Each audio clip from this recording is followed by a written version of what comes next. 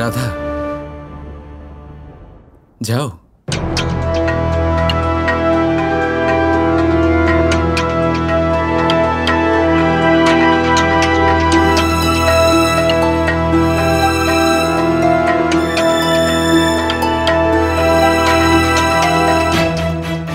উনি আমার প্রতিটা কবিতার প্রেরণা, বরং আমার প্রতিটা কবিতা তো ওনার জন্যই লেখা।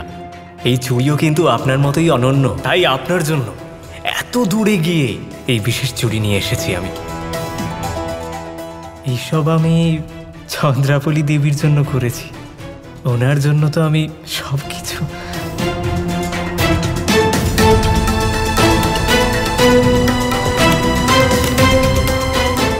কেন আমার বারবার মনে হচ্ছে সোহম ছেলেটা ভালো না,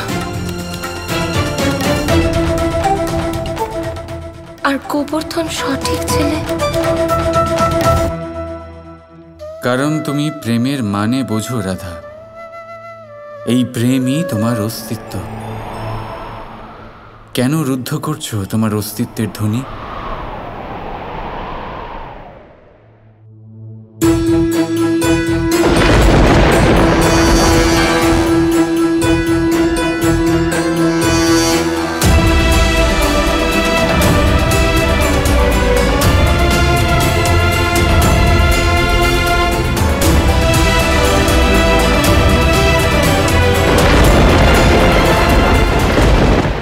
যে এই চিঠি লিখেছে সে চন্দ্রাবলীকে অত্যন্ত ভালোবাসে।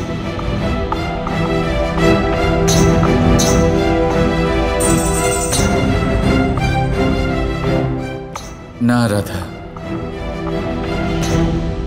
কৃষ্ণ থাকতে রাধা কখনো ভুল পদক্ষেপ নিতে পারে না। এই বিবাহ আগামী পূর্ণিমার দিনে। দাঁড়ান।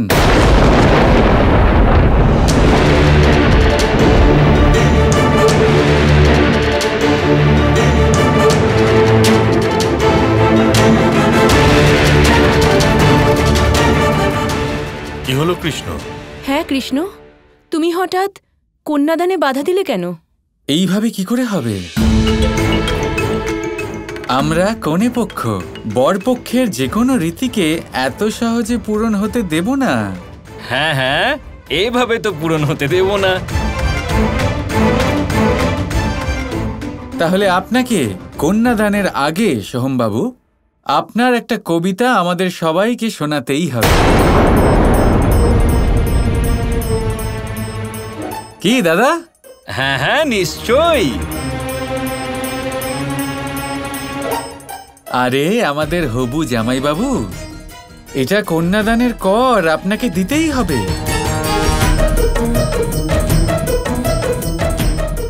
তাহলে এবার শোনান একটা কবিতা সবার জন্য।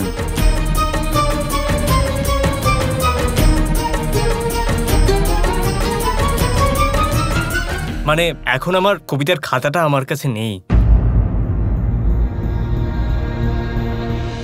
আচ্ছা, কবিতার খাতা নেই, কিন্তু লিখেছ তো তুমি, তাই তোমার মনে তো নিশ্চয়ই থাকা উচিত। যে কবিতা আপনি লিখেছেন তা আপনার মনে তো অবশ্যই থাকবে, তাই না?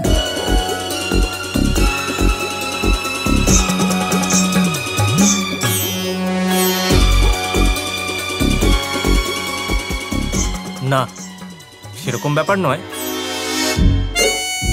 আমার মনে আছে। তাহলে মনে যা আছে তাই বলে দাও সোহম।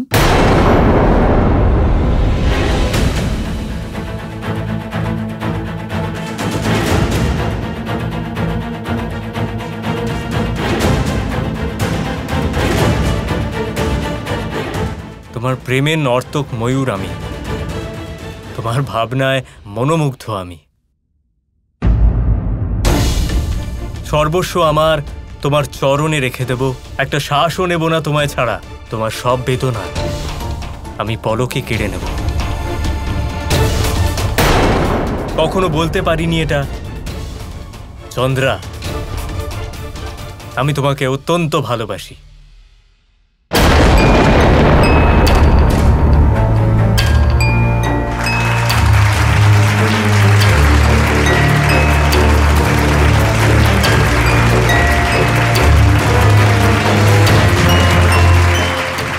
কানাই, ও তো সত্যি সত্যি কবিতা বলে দিল। আমি সোহমকে নিজের মনের কথা বলতে বলেছিলাম, কিন্তু সোহম তো মুখস্থ করা বলিয়া উড়ে গেল। এটা সোহম ভুল করেছে।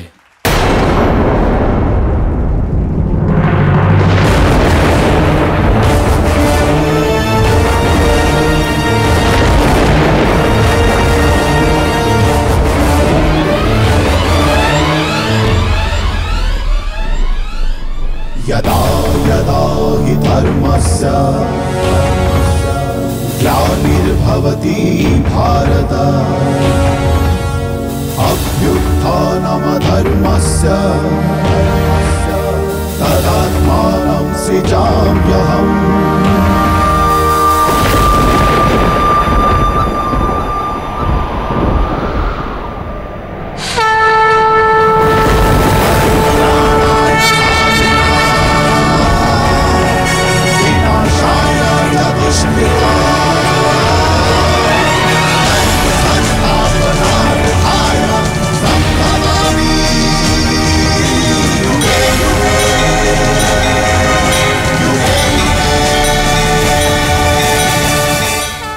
আমি বললাম, মনের কথা বলো সোহম।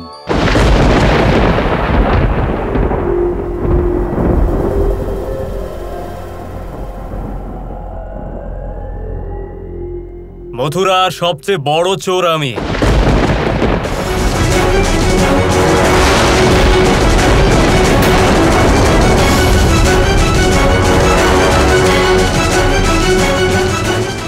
ভণ্ড, ঠগ আর পাপী আমি। ঘর বাড়ি, কন্যা, গাভী সবকিছু চুরি করতে এসেছি। তোমার কন্যাকে দাসী বানাতে এসেছি আমি।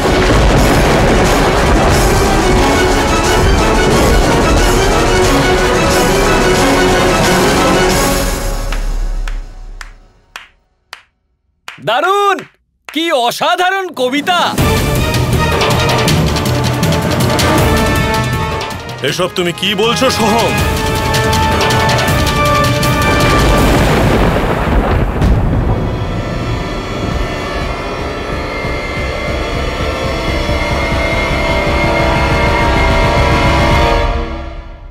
না না, আমি এসব বলিনি।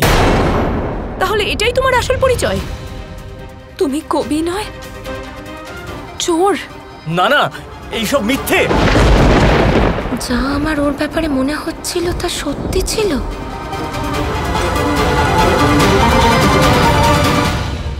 জীবনে প্রথমবার সত্যি কথা বলেছ তুমি, এটা মিথ্যে বলনি।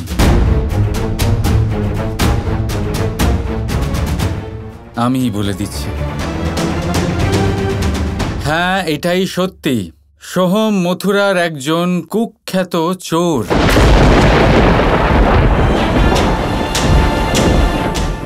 এমন চোর যে অন্য কারোর নাম এবং পরিচয় নিজের বলে বড় বড় চুরি করেছে।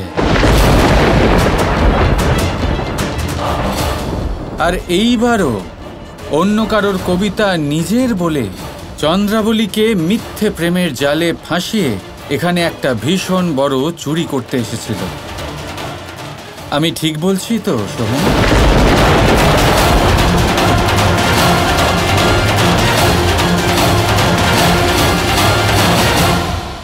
আমি ভালোবেসেছিলাম সেই কবিতার রচয়িতাকে। যদি সোহম না হয় তাহলে কে ওই কবিতার রচয়িতা?